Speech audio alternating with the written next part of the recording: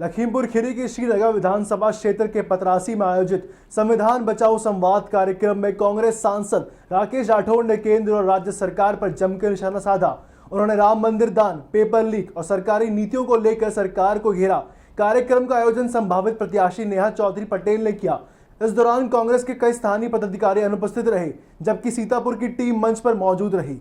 देखिए हमारे सहयोगी अब्दुल कवी की एक खास रिपोर्ट। नमस्कार, मैं आपको बताऊं, आज मैं मौजूद हूं पतरासी में, जनपद लखीमपुर खीरी से मुख्यालय से कोई 10 किलोमीटर दूर। और यहां पर कांग्रेस की संविधान बचाओ कार्यक्रम, संवाद कार्यक्रम रखा गया है। संवाद कार्यक्रम में यहां पर अजय राय जी को आना था, लेकिन किसी कारणवश, क्योंकि कल उनकी गिरफ्तारी कर ली गई अयोध्या में, तो उनकी जगह पर यहां पर हमारे सीतापुर के जो सांसद हैं राकेश राठौड़ जी, वो आए हैं। और यहाँ पर जो इन्होंने अरेंज किया है, नेता नेहा पटेल चौधरी जी भी यहाँ पे मौजूद हैं। आइए हम उनसे बात करेंगे और जानेंगे कि जो संविधान बचाओ कार्यक्रम है, आखिर इसकी क्या जरूरत पड़ गई। संविधान बचाओ रैली या संविधान बचाओ कार्यक्रम इनको जो करना पड़ रहा है, लोगों में किस तरह की जागरूकता लानी पड़ रही है।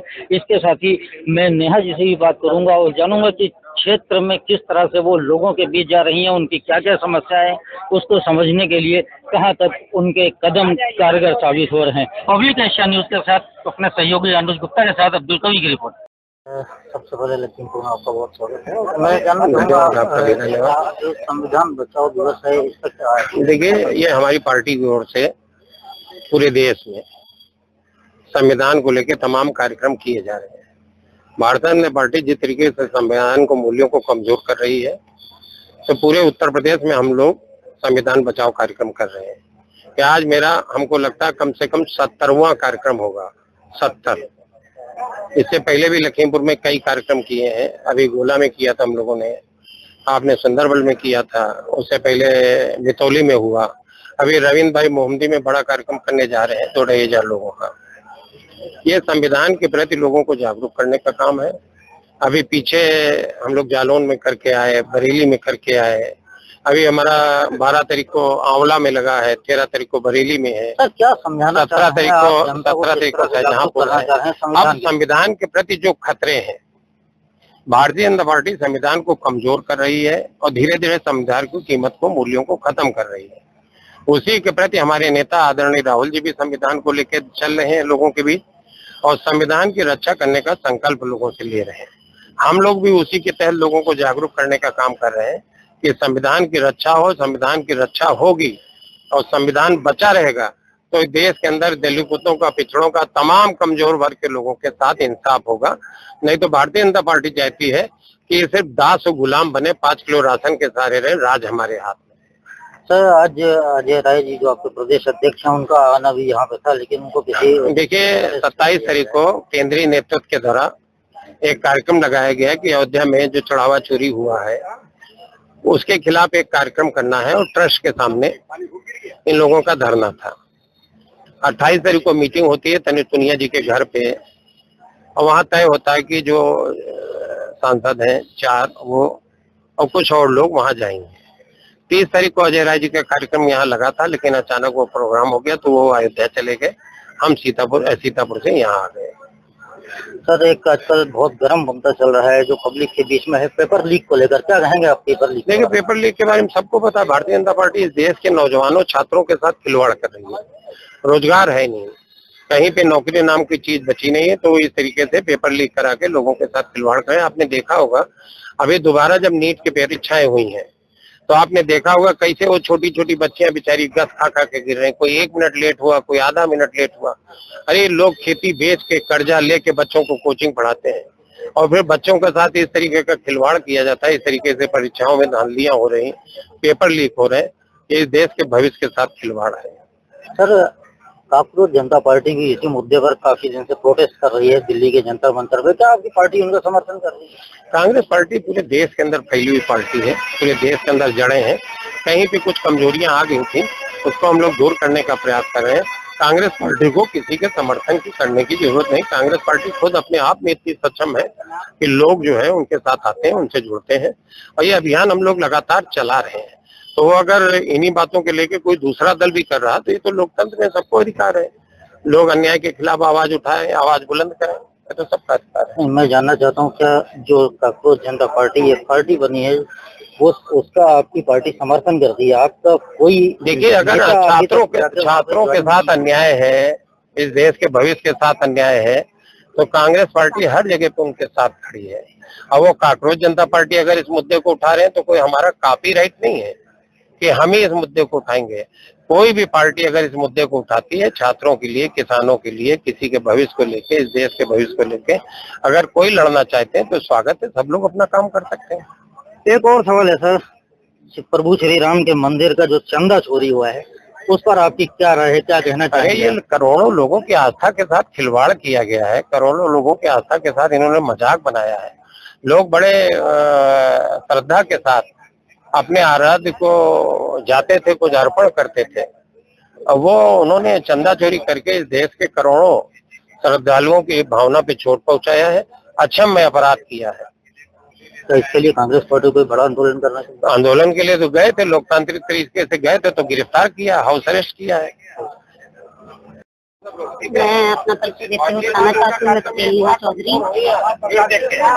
आप इस बार यहाँ से भावी कांग्रेस की प्रत्याशी मैं जानना चाहूंगा कि कांग्रेस के बहुत से लोग यहाँ पे जमाने से कांग्रेस के साथ में जुड़े हुए हैं और आपको क्या लगता है कि कांग्रेस आपके ऊपर भरोसा दिखाएगी और आपको क्षेत्र में लोगों के बीच जाने का मौका देगी? जी बिल्कुल देगी, कांग्रेस पे ही भरोसा है, वो राष्ट्रीय पार्टी है। लोगों का भरोसा अभी भी आप ये लगा लीजिए, जनता को सिर्फ कांग्रेस पे ही भरोसा है। बस थोड़ा सा बिखराव हो गया, जो उसको नेतृत्व की जरूरत है, तो हम लोग उसी में लगे हुए हैं। बाकी राहुल जी की आवाज जनता तक पहुँचाने का काम कर रहे हैं। मैं आपकी बात जानना चाह रहा हूँ, आपकी अभी हाल में ही ऐसी हुई है जहाँ तक मुझे पता है, क्या कांग्रेस आप पे भरोसा करके आपको यहाँ से सेवा का मौका देना चाहती है? देखिए, आपका काम चाहे कम दिन का हो या ज्यादा दिन का हो, आपकी मेहनत बोलती है। ये नहीं बताता कि आप समय कितना दे रहे हैं, आप मेहनत कितनी कर रहे हैं। ये तो अगर मेरी मेहनत कम समय में ज्यादा दिखती है तो बिल्कुल वो करेंगे हम भरोसा।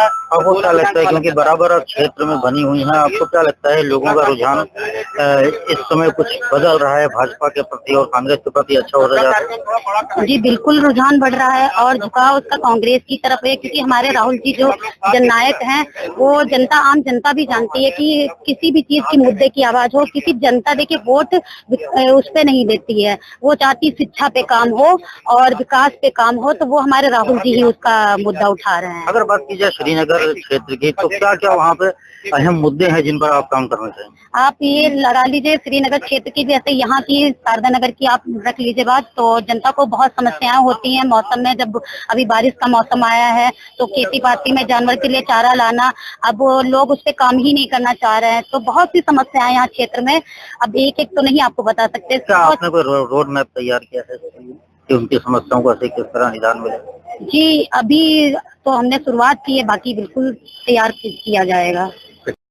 उनका भी अपमान कर रहे हैं। गुरुओं को पिटवा के ये बेहतर गुरु बनने वाले लोग प्रोफेसर रविकांत सोनी लखनऊ विश्वविद्यालय में इतिहास पढ़ाते हैं। इतिहास के प्रोफेसर, इतिहास के जानकार हैं, डिबेटों में जाते हैं और प्रोफेसर रविकांत एक डिबेट में उतर के आ रहे थे, वापस आ रहे थे, तो उन्हीं के एक छात्र साइलेंस मिश्रा ने सड़ासड़ थप्पड़ मारे।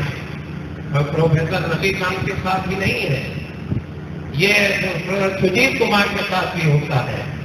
दिल्ली यूनिवर्सिटी के प्रोफेसर सुजीत कुमार, उनके ऊपर उनकी छोटी सी बच्ची छात्रा दीपिका झा कैंपस के अंदर, ऑफिस के अंदर सड़ासड़ थप्पड़ बरसाती है।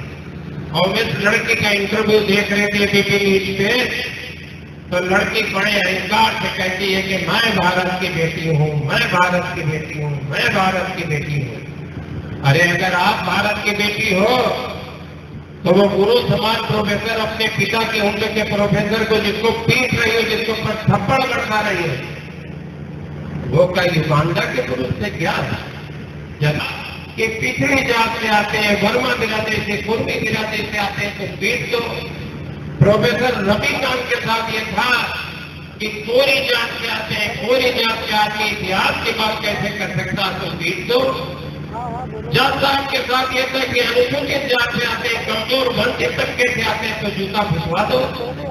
आजम करदा मुसलमान तबके से आते हैं तो मुकदमे लिखवा दो, जीवन तबाह कर दो। कि ये हिंदू मुसलमान की लड़ाई जो भारतीय जनता पार्टी ने डाली है, ये क्या सिर्फ मुसलमानों तक सीमित है?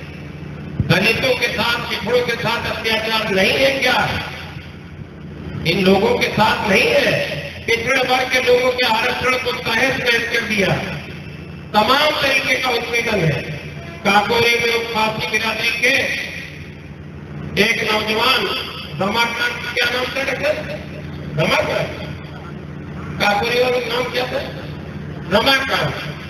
उनको पेशाब से, जमीन पे पेशाब करके पेशाब चटवाई गई, जमीन से पेशाब की गई और पेशाब चटवाई गई। रसोई में बैठी के आदमी से मेरठ में नाक रगड़वाई गई। जगह जगह अनाचार अत्याचार है।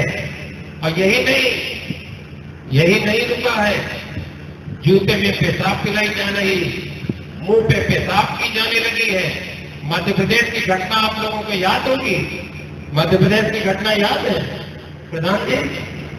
वो एक भारतीय जनता पार्टी के कहीं के उपाध्यक्ष किसी के मुंह पे घुमा घुमा के पेशाब कर रहे, वो सीन याद है लोगों को? नहीं याद है? लोगों के मुंह पे पेशाब कर रहे घुमा घुमा के, ये भारतीय जनता पार्टी का राज है। और दूसरी तरफ इस देश में अकेले खाना अगर इन ताकतों से लड़ने का काम कर रहे तो राहुल जी कर रहे हैं, और पूरी ताकत से कर रहे, पूरी शिद्दत से कर रहे। 36 मुकदमे, 36 मुकदमे राहुल जी के भी दर्ज हो चुके हैं। 36, आप कल्पना करें, 36 मुकदमे आए थे, पेपर में पढ़ता, आप सुल्तानपुर में कैसी, आज फलानी जगह कैसी, आज की जगह। अगर मुंह से इस देश के लोगों की बात कर ली जाए, आज मेरे भी पुलिस खड़ी होने का काम कर रही थी, लेकिन पिछली बार खड़ी हो गई थी तो फिर हमने गांधीवादी तरीका अपना लिया था, बैठ गया था आमरण अनशन से 16.5 घंटे बैठा रहा। तो इस बार भैया आए नहीं, इस बार सीतापुर से निकलना तो पीछे पीछे शादी गाड़ी में चल रहे थे, पता नहीं यहाँ तक आसनी आए नहीं है, आए हैं अभी पाकर खड़े हैं, लेकिन इस बार रास्ते में नहीं आए। साथियों, सब लोग पूरी ताकत से इन ताकतों के खिलाफ एकजुट हो जाइए और इसमें हिंदू मुसलमान के झगड़े को न डालिए। ये एक एक करके सबको खत्म करने का काम कर रहे हैं, देश को पूंजीपतियों के हाथों में दे दिया है। एक छोटी सी घटना बताऊंगा आपको, आज वही देश में हो रहा है। 1.5 लाख स्कूल भारत वर्ष के बंद कर चुकी है मोदी सरकार, फिर भी हमारे अंधभक्त कहते हैं देश तरक्की हो रही है। आज जहां हमारे आज का आस्था का केंद्र राम मंदिर में 250 सभी लोग, मेरा सबसे निवेदन है कि बहन नेहा चौधरी जी को, गौतम जी को आप लोग दिखाएं और भारी मतलब से दिखाएं, ये सार्वजनिक सर्वांगीण विकास करेंगे। आप लोग एक साथ कंधे से कंधा मिलाकर करेंगी। परीक्षा पे तो चर्चा करते हैं, लेकिन पेपर लीक, किसानों को यूरिया नहीं मिल रही, जो किसानों की समस्याएं हैं उस पर कभी चर्चा नहीं करते, बेरोजगारी पे चर्चा नहीं करते। आज हमारे देश में चाहे कोई भी विभाग ले लो, हर विभाग में भ्रष्टाचार चरम सीमा पे है। अधिकारियों को रिश्वत का दीमक लग चुका है, और जहां पे रिश्वत का दीमक लग जाए वहां के रक्षक भी रक्षक बन जाते हैं।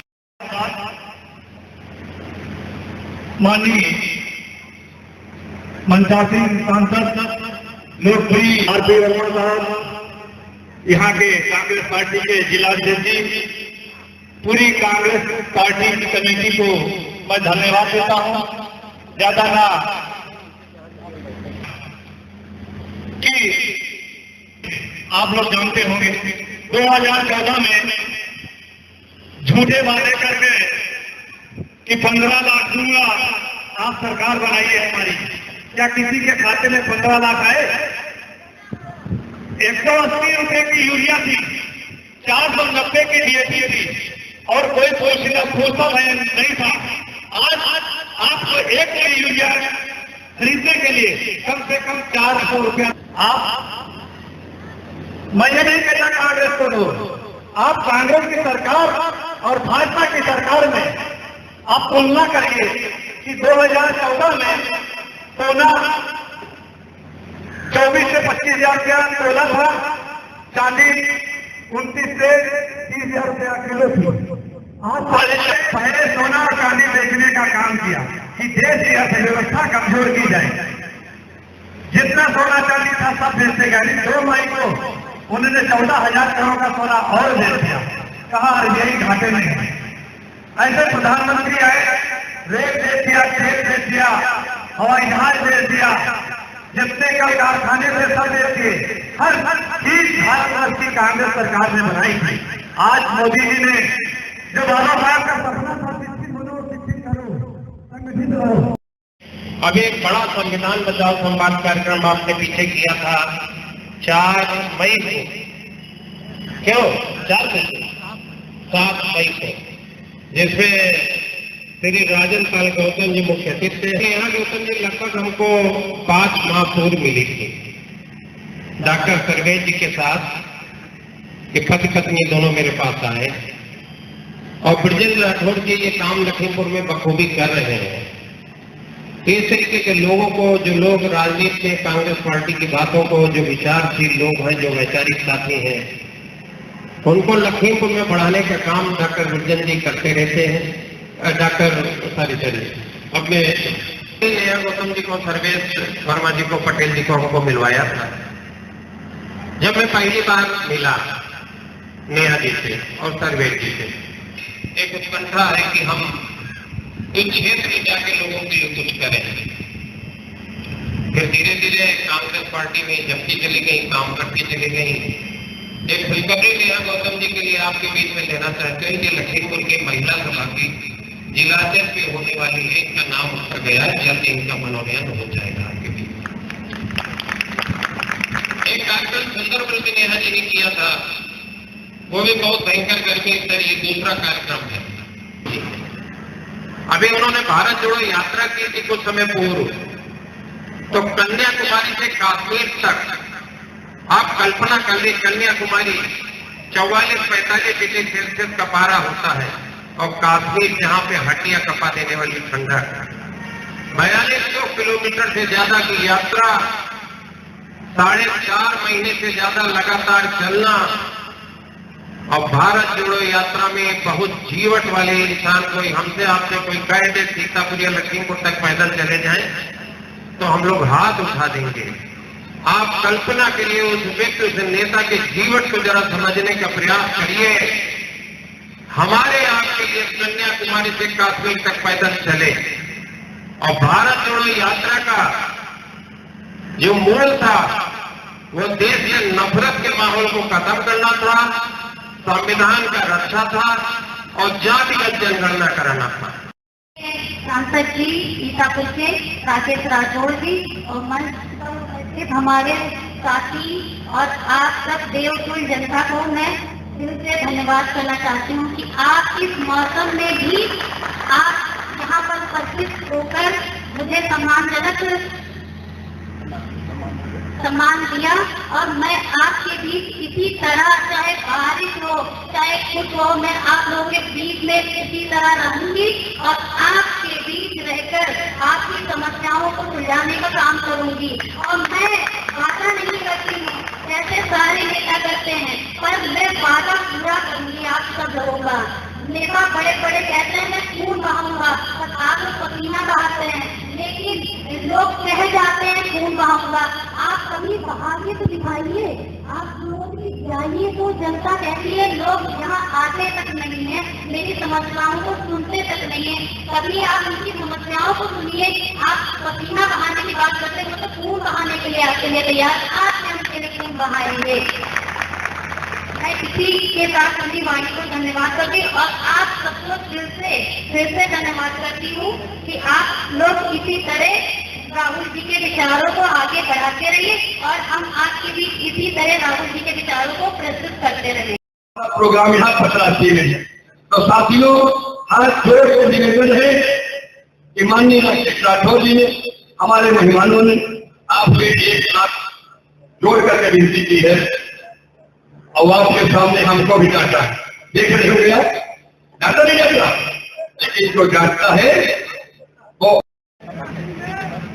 लखीमपुर जनपद के श्रीनगर विधानसभा के पतरासी में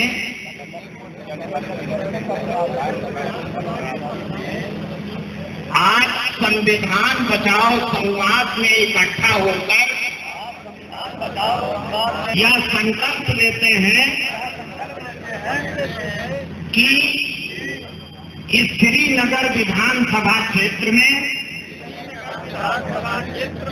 संविधान की रक्षा के लिए तन मन धन से आगे बढ़ेंगे और कांग्रेस के नेता राहुल गांधी द्वारा संविधान बचाओ की जो मुहिम पूरे देश में चलाई जा रही है, हम इस मुहिम को श्रीनगर विधानसभा में गांव-गांव ले जाकर इसे आगे बढ़ाएंगे और संविधान विरोधी सभी ताकतों को अतिथि